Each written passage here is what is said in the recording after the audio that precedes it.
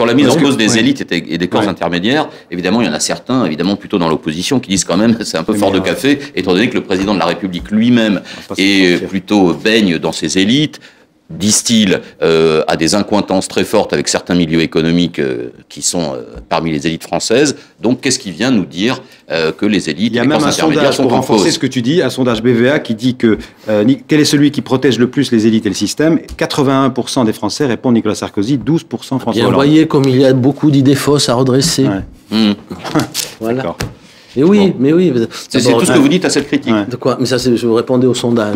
Non, je pense que parce que M. Hollande, il fait pas partie des élites, il n'a pas des accointances. Tous les grands faits, il est perçu par les Français comme celui qui ne les met pas en cause. Défend et protège les élites. Raison de plus. C'est encore mieux d'être celui qui passe le plus par-dessus ses préjugés, qui est capable de tirer des leçons de sa propre histoire. Pour changer.